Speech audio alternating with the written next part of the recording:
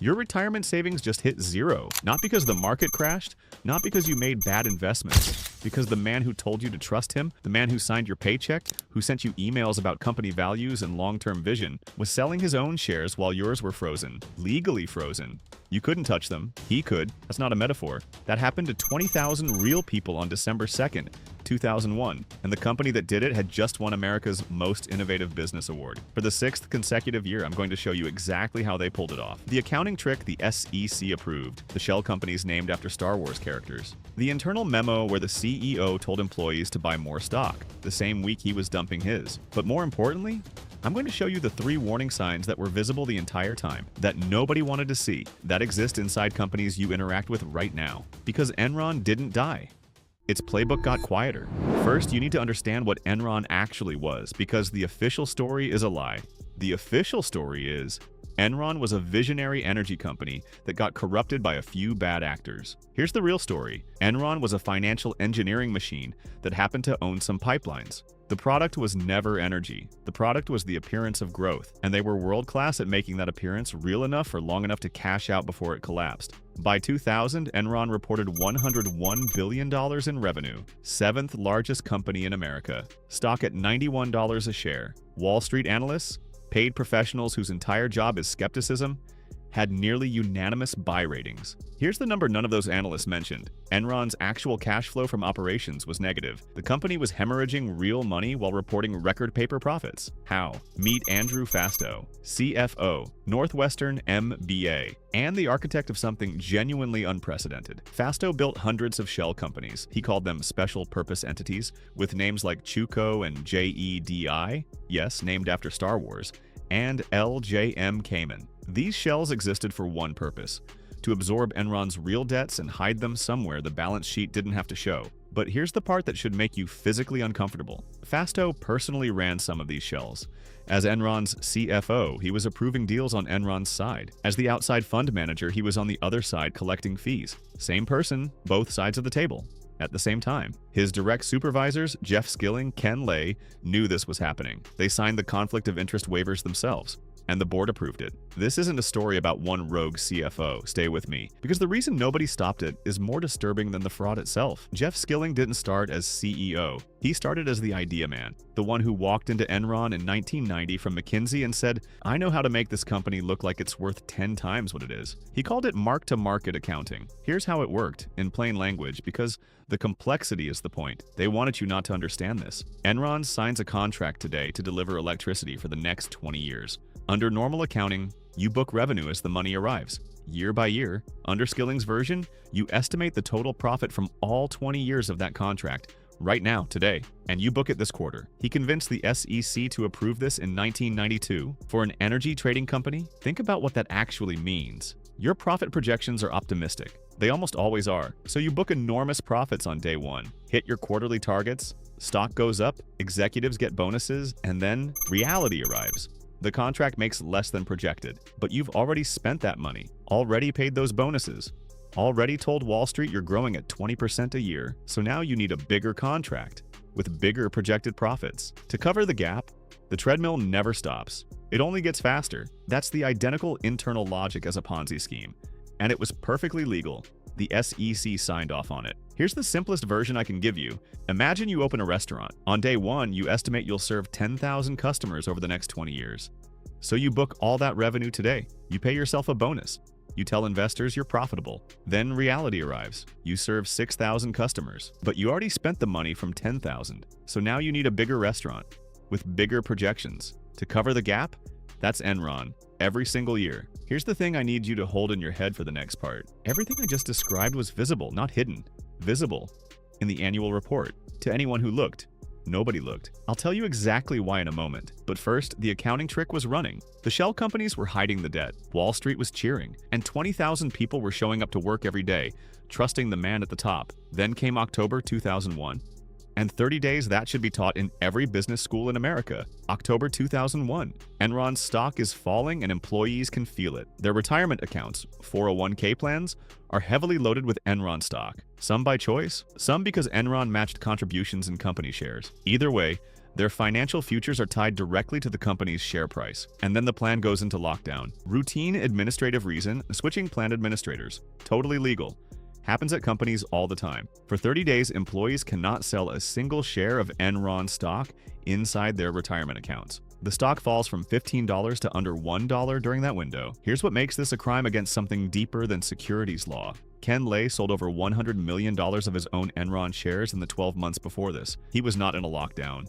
He was not holding while the stock fell. He was moving his money to safety while employees were legally prevented from moving theirs. And on September 26, 2001, a week before the walls came down, he sent this to every employee. I'd like to personally deliver the message that I believe in Enron and that Enron stock is an incredible bargain at current prices. He typed that while selling. The average employee lost $51,000 in retirement savings, according to congressional testimony. Not some abstract portfolio number, their retirement. 29 employees lost over $1 million each.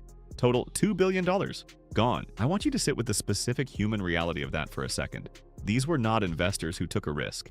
These were people who showed up, worked 30-year careers, trusted the person at the top of the org chart, and got cleaned out while he got out clean. Now here's the thing that makes me angrier than any of this. Someone tried to stop it.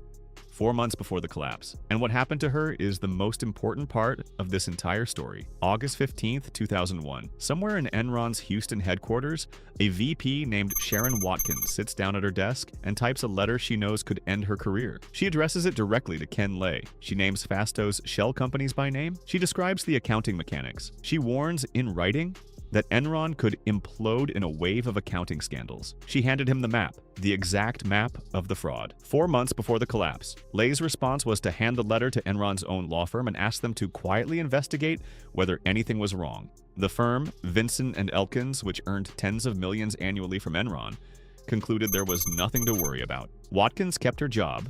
Nothing changed.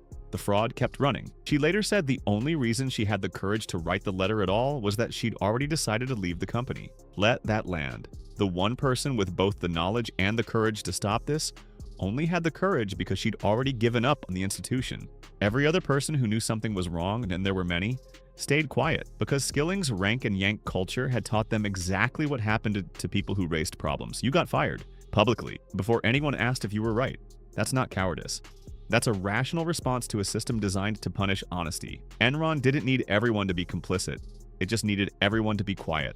On December 2nd, 2001, Enron filed for bankruptcy, and what happened next tells you everything about who this system was actually built to protect. Arthur Andersen, one of the 5 largest accounting firms in the world, Enron's official auditor. The firm was legally responsible for verifying that Enron's books were real. Annual contract with Enron, $52 million. When the SEC investigation started, Andersen employees shredded documents, tons of them. The firm was criminally convicted and collapsed. 85,000 people lost their jobs there. But here is the mechanism, and this is the part that doesn't go away when the scandal ends. The auditor is hired by the company they're auditing. The analyst needs deal flow from the bank that underwrites the stock. The journalist needs access to the CEO to keep getting stories. Everyone in the chain has a financial reason to believe the story. That's not corruption, that's alignment. And alignment is harder to fix than corruption because nobody's doing anything wrong. They're just doing what their incentives tell them to do. So here are the 3 warning signs that were visible inside Enron the entire time. And I promise you, at least one of them is visible inside a company you know right now. Warning sign. They can't explain how they make money in plain language. Not because it's complex, because complexity is camouflage. Warning. Sign 2. The people whose job is catching the fraud are paid by the fraud. That's not cynicism. That's the structure. Warning sign. 3. The culture fires the people who ask questions before anyone checks if they were right. Show me what gets rewarded and I'll show you what the ethics policy actually says. Now here's the part that should genuinely concern you. Not about Enron, about right now. Skilling served 12 years, free since 2019. Lay was convicted but died before sentencing. Fasto served 6 years. He is now a paid public speaker on corporate ethics. The man who built the shell companies, who ran both sides of the deals, who hid billions in debt from the people whose retirement savings funded it. He charges companies money to teach them how to be ethical. I'll let you sit with that. Enron's pipelines and power plants, The real physical infrastructure those employees built over decades of actual work were bought at bankruptcy prices by competitors who knew exactly what they were worth. Pennies on the dollar. The people who profited from Enron's collapse were the ones who understood what it really was. The people who lost everything were the ones who believed what they were told. Here is the verdict. Enron was not a failure of oversight. It was proof that oversight fails completely and simultaneously when every single person in the oversight chain has a financial reason to look away. Auditors, analysts, regulators, the press, the board. All of it failed at once, not because of corruption, but because of alignment. Everybody's incentives were pointing in the same direction. The 6 innovation awards weren't ironic. They were armor. Every award made it harder for anyone to ask the question out loud. And here's why this video ends with something uncomfortable instead of something neat. The conditions that created Enron, mark-to-market style projection accounting, audit relationships where the auditor needs the client, performance cultures that punish honesty, leaders who publicly project confidence while privately reducing exposure. None of that was made illegal. Some of it was reformed. Most of it quietly came back. Somewhere right now, there's a 401k loaded with company stock. Somewhere right now, there's a CEO sending an all-hands email about long-term vision. Somewhere right now, there's a Sharon Watkins who has already decided to leave before she says anything. There is a company in your life right now. You might work there. You might own its stock. You might just use its product every day without thinking about it. The analysts love it. The press covers it like a success story. The CEO has a great origin narrative. The complexity of the business model is treated as sophistication rather than a question. You don't know which company it is. That's exactly how it's supposed to feel.